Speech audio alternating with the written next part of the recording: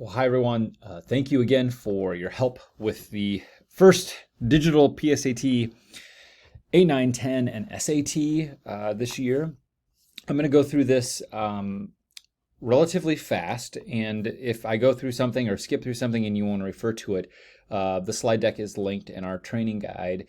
I also will go through the same presentation in person on April 9th. Okay, so room setup. A couple of quick things. It's essential that we make sure that students have a working clock, and hopefully the tests were moved into rows for you the prior day or prior to this day. But if not, we need to get the the desks into rows as much as possible. Morning of testing. So there is not a morning meeting. However, we will need staff to pick up materials. One person from each room will be asked to pick up the materials. If you're in blue, you're picking up materials for an accommodated room in 2200. If you're in green, you're picking up materials for a standard timed room in the staff cafe. And that's for both days, whether you're assigned on the 15th or on the 16th. And that's between 7:45 and 8:15. We'd like to have the rooms ready to go by 8:30. We need to make sure those desks are facing the clock. This year, the number of desks that you can do this for, the more the better. But we want to make at least leave a desk, if not two or three, near an outlet open as you distribute your student sign-in tickets. That will be essential because at any time, as all of you know, students need to charge because the Chromebooks aren't charged. Unique student sign-ins. So when you come to pick up the materials, you're really picking up scratch paper and your unique student sign-in tickets. The registration and user ID for every individual kid is on there for their assigned test. You will place those on the student's desks. That's how they will find their seats, similar to how we used to do Scantrons. You won't take attendance until you get to that process and start checking students in the digital and the test day toolkit. When you get into the classroom, this will be a part of your instructions, but you can write these 7 things up on the board. That includes a room code. There's 2 codes you're going to give the kids, a room code and a start code. Don't give students the start code until the very, very, very end, as they will have access to the test. Your script will make that super clear. Students will need their District 128 Chromebooks in order to take this test. This seemed to not be the case, but we want to put this disclaimer out there just in case. During AP testing, students couldn't change the brightness of their Chromebook once they were in Blue Book. In the fall, for the NMSQT, they could still adjust it, so that might be an upgrade, but one of the things to encourage students is before they sign in or as they're signing in to make their screen as bright as possible or to their preference. The other thing is students are having trouble getting into Blue Book. You'll have IT kind of stationed similar to how we did the digital readiness check in different access points kind of at the main corners of the academic hallways or in the IT office. But that refresh button, that's the little spinny circle along the top of the keyboard, is usually the best way. If you hit it a couple of times, it almost always will allow students back into Blue Book or into Blue Book for the first time. You'll see this in a number of places. Students will see it as well, what they can bring in and not bring in. There's nothing that you haven't seen here before. Students are still allowed to bring in a College Board approved calculator. Those are the same, we'll give you a copy of that. Those are the same calculators that they've always been able to bring. They will also have access to a Desmos calculator built in to the program, into Blue Book. Before testing, students may enter the room up until you've started reading the script for the actual test. Of course, we need students to turn off their cell phones, power them off. If you're in an SAT room, my suggestion would be that they power them off and that they put them in the cell phone hotel. This is anything that communicates. This is Apple Watches, pick any other thing that communicates. They should not have calculators that communicate, etc. Of course, they need their 128 Chromebook. We've covered that. If there are a couple of students that have missed the digital readiness check, we will let you know who they are and how they can proceed through that really quickly prior to the test. So I'm going to give you a 1-second overview of the student experience in Blue Book. So they will begin to sign in, they'll power up, they'll get into their Blue Book, which is by finding their apps kind of in their lower left-hand corner of their bar. They have to sign out, right, of their student account to find the District 128 apps, which is Blue Book. Once they begin to sign in, they're going to click on this check-in now. Students will then make sure it's them, that it is that they have their accommodations. If they are testing with accommodations, students cannot opt out of accommodations on test day. It's too late. That needed to be done days prior because of the digital platform. I'll show you about attendance and check-in when we get to your screen here in just a moment. They're going to type in their room code. They're going to then see that their test has been downloaded. They're going to read some things about test security, about having their desk ready. They have a chance to watch a 2-minute video. Encourage them to do so. They're going to see things about the test and the test overview. They're going to talk about getting the warning about locking their device.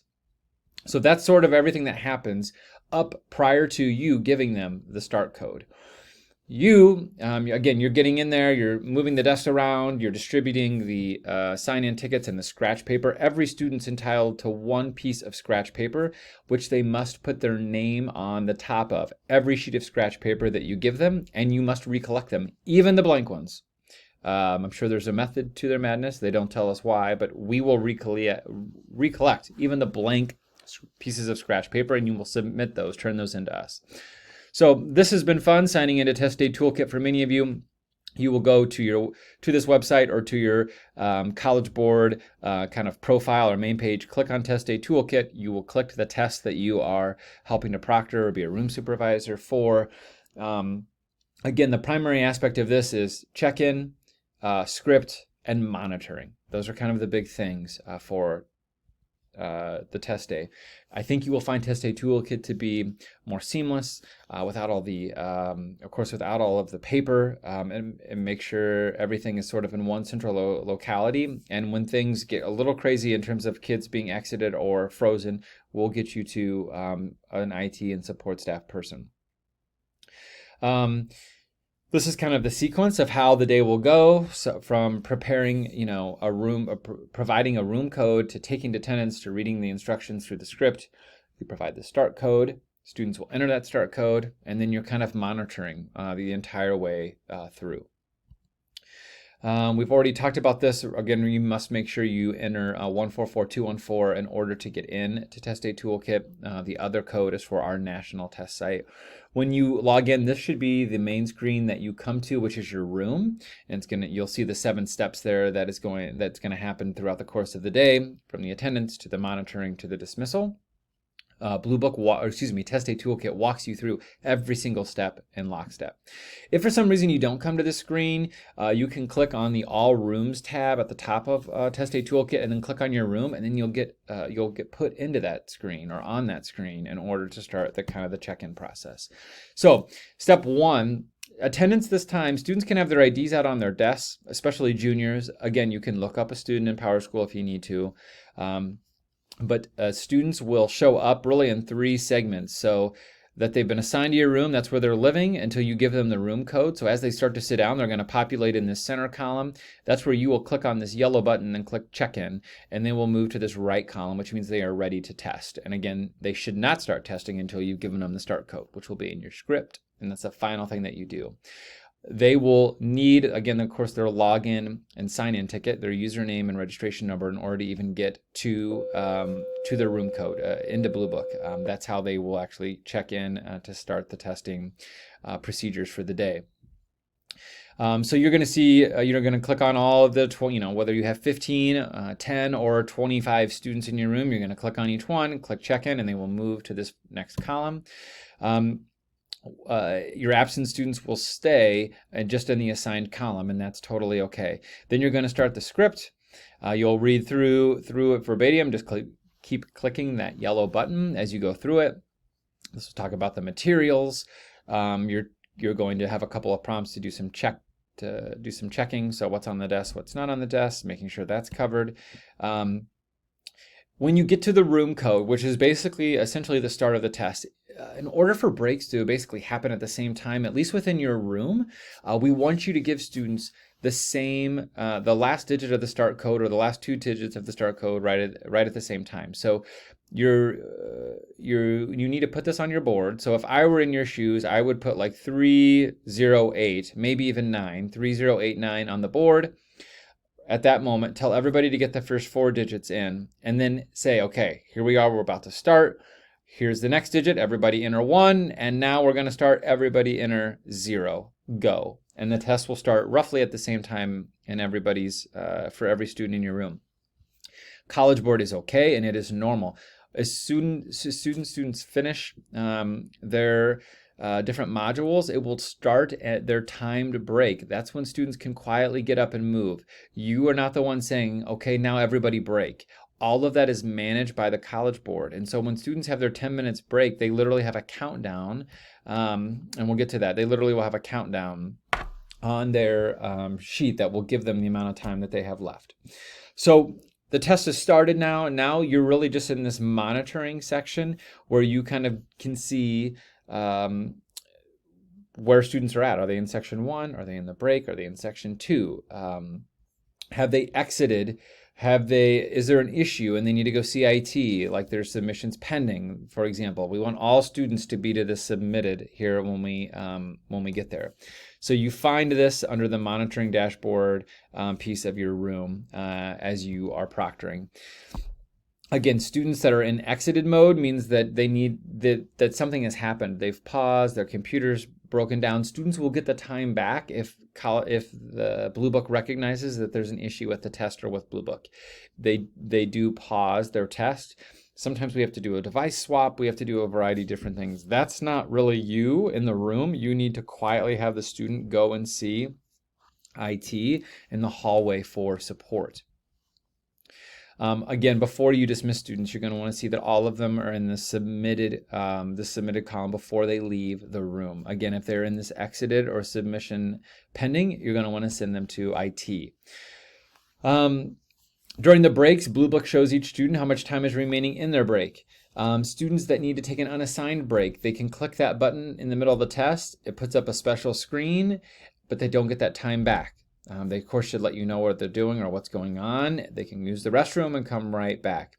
Students may eat a snack. Of course, we will provide snacks for students with accommodations in the SAT. Students can bring their own snacks on the other grade levels, but they should not do so near their devices or near the test, and ideally during the test unless they have an accommodation that suggests that they can do that.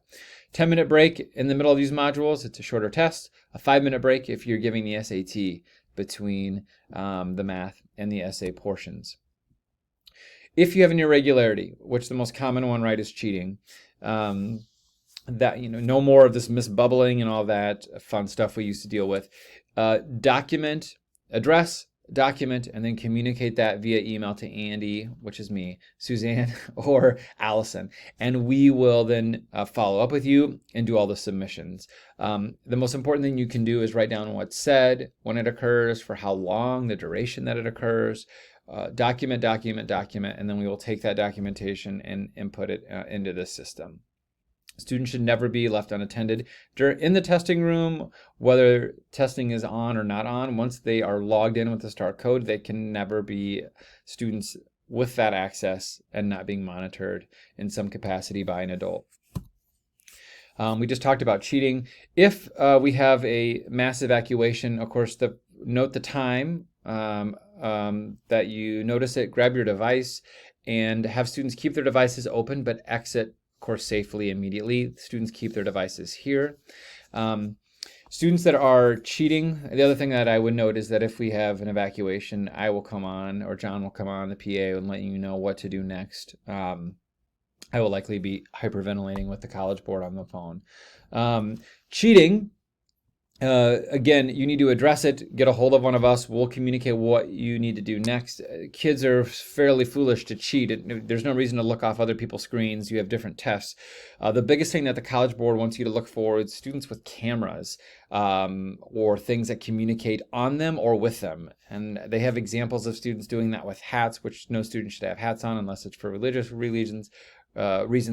With ties, like literally cameras holding them up to the screen, taking pictures, or some other device that might be telling them or communicating to them answers that someone can see based on the clothing that they're wearing. So communicate that to us. No student can just leave if they are dismissed from a room. They have to check in with someone in the LST. Dismissal, again, we want to make sure students get to that submitted status.